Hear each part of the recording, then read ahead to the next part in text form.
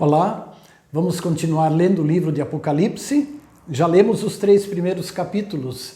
De amanhã, dia 19 de agosto, até o dia 25, nós queremos então ler do capítulo 4 até o capítulo 10, no plano de leitura bíblica programada da Comunidade Cristo de Porto Alegre.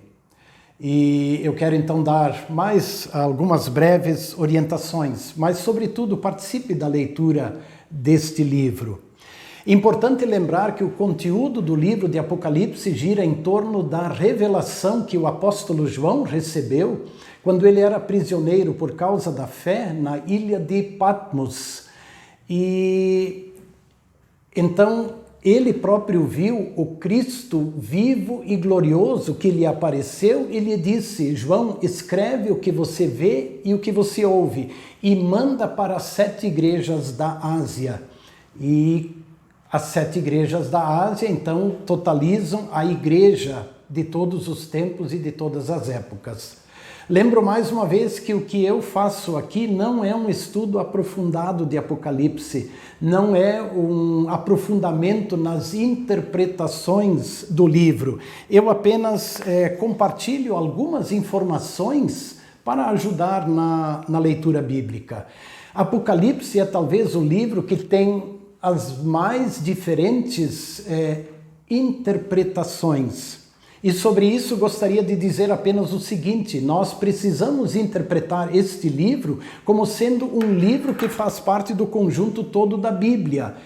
Interpretá-lo em harmonia com todo o texto bíblico e também com o plano da salvação. Apocalipse não é um livro à parte, mas ele está dentro do conjunto da revelação. Vamos então ao capítulo 4. João tem a oportunidade nesta visão de olhar para dentro do céu. Ele próprio escreve: depois destas coisas olhei e eis que havia uma porta aberta no céu. E uma voz lhe dizia: suba até aqui e eu lhe mostrarei o que deve acontecer depois destas coisas. Imediatamente eu me achei no espírito e eis que havia um trono armado no céu e alguém estava sentado no trono. Ou seja, o cenário agora é outro, deixa de ser a terra e João vê o céu. E ele vê Deus no trono. E ao redor do trono de Deus ele vê mais 24 tronos onde estavam assentados os 24 anciãos, que simbolicamente ilustram aqui os eleitos de Deus do Antigo Testamento, das 12 tribos de Israel, e os 12 apóstolos eleitos no Novo Testamento, ou seja, os anciãos do povo de Deus. João também vê, ele menciona os 7 Espíritos de Deus. Então ali precisamos entender que é uma referência ao Espírito Santo, assim ele é visto no livro de Apocalipse. E João também vê os 4 seres viventes que tinham muitos olhos, figuras estranhas, mas pelo que podemos entender, eles representam arcanjos que estão atentos com os seus olhos, observando todas as coisas, e eles também adoram a Deus.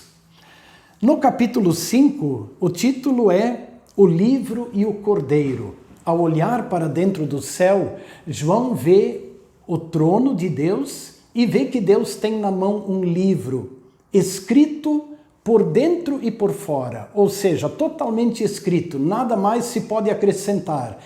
Mostra, de certa forma, que a história da humanidade e a história da salvação estão completas, estão escritas. João também viu que um anjo forte proclamava em voz alta, pedindo: quem é digno de quebrar os selos e abrir o livro? Um livro que estava selado, ou carimbado com selos. E João começou a chorar porque ele disse: ninguém pode abrir o livro. Até que um ancião chegou perto dele e disse: não chores. Não chore, eis que o leão da tribo de Judá, a raiz de Davi, venceu para quebrar os 7 selos e abrir o livro. Então vi no meio do trono e dos 4 seres viventes, e entre os anciãos, em pé, um cordeiro que parecia que tinha sido morto. O cordeiro foi e pegou o livro da mão direita daquele que estava sentado no trono. E então todos cantaram: digno és de pegar o livro e de quebrar os selos, porque foste morto e com o teu sangue compraste para Deus os que procedem de toda a tribo, língua, povo e nação. Ou seja, o cordeiro que pode abrir o livro é Jesus, aquele que estava morto e reviveu. Depois, nos capítulos 6 a 8, nós temos então o livro sendo aberto, os selos sendo quebrados, e na medida que cada selo era quebrado, uma nova mensagem era anunciada. E na medida que os selos foram sendo abertos, foi sendo revelado o sofrimento causado pelo pecado na forma de tirania, de guerra, de fome e de morte. E aqui, no capítulo 6, isso está ilustrado naqueles 4 cavalos de cor vermelha, branca, vermelha, preta e amarela.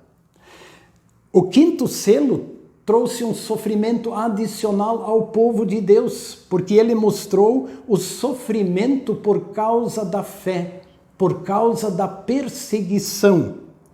E João viu, os perseguidos, as almas dos mártires debaixo do altar do Senhor, ou seja, guardados pelo Senhor. O 6º selo, enfim, ele trouxe a mensagem sobre o fim do mundo e o grande julgamento. E aí entramos no capítulo 7. João continua vendo, e ele vê que os anjos estão selando os eleitos, os salvos de Deus, com um selo na testa. E João vê que os salvos são 144 mil.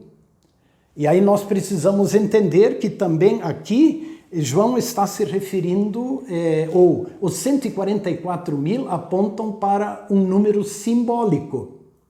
Não são literalmente 144 mil que serão salvos, mas eles representam, simbolizam a totalidade dos salvos.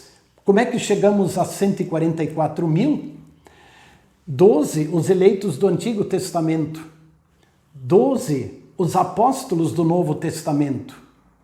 Se multiplicarmos 12 por 12, chegamos a 144. E multiplicando 144 por 1000, que é o número pleno, o número da totalidade, nós chegamos a 144 mil. Então, é isto que João vê, ele vê os salvos. E na sequência do capítulo 7, ele vê os salvos glorificados, louvando e adorando a Deus. Essa é uma das cenas mais impactantes que nós temos aqui no livro de Apocalipse, os últimos versículos do capítulo 7. O livro de Apocalipse, ele não obedece propriamente a uma sequência cronológica de fatos.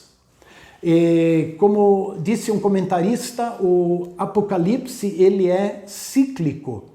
Ele várias vezes fala dos mesmos acontecimentos na forma de ciclos.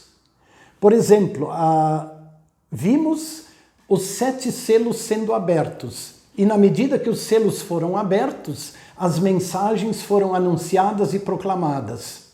Agora, nos capítulos 8 e 9 especialmente, nós veremos fatos semelhantes dentro de um outro ciclo, na forma das trombetas. As 7 trombetas tocadas por 7 anjos. Na medida em que cada trombeta é tocada, mais uma mensagem é anunciada. Eu até destaquei aqui um texto que eu quero ler sobre as trombetas. À medida que cada trombeta soa, uma praga acontece na natureza, no mar, nos rios e no céu. Quando a 5ª e a 6ª trombeta soam, o diabo ataca a humanidade. No meio dessas pragas, o anjo encoraja João, dizendo-lhe que o povo de Deus vai continuar a proclamar o Evangelho. E quando a 7ª trombeta soa, os cristãos e os não cristãos ressuscitarão entre os mortos. Mas isso já está lá depois no capítulo 11. O capítulo 10, o último que eu quero comentar aqui, neste momento, ele tem por título O Anjo e o Livrinho. Na continuação da visão, João vê, mais uma vez, um outro forte anjo que tinha um livrinho aberto. E o anjo estava com um pé sobre o mar, com outro pé sobre a terra. E João se aproxima nesta visão e ele ouve uma voz que lhe diz: vá e pegue o livro que se acha aberto na mão do anjo que está em pé sobre o mar e sobre a terra. E então fui ao anjo, diz João, pedindo-lhe que me desse o livro. Ele então me falou: pegue o livrinho e devore-o. Coma o livro. No seu estômago ele será amargo, mas na sua boca será doce como mel. Peguei o livrinho na mão do anjo e o devorei. Na minha boca ele era doce como mel. Quando, porém, o comi, o meu estômago ficou amargo. Então ele me disse: é necessário que você ainda profetize a respeito de muitos povos, nações, línguas e reis. E essa é uma mensagem importante, com ela eu concluo, né? A palavra de Deus ela é doce como mel, o evangelho do amor de Deus, mas também porque a lei nos mostra os nossos pecados. E a grande mensagem que João recebe é que ele ainda precisa anunciar. A igreja precisa anunciar a todos os povos, tribos e raças. Anunciar o quê? Jesus, o Salvador. Ele é o centro do livro do Apocalipse.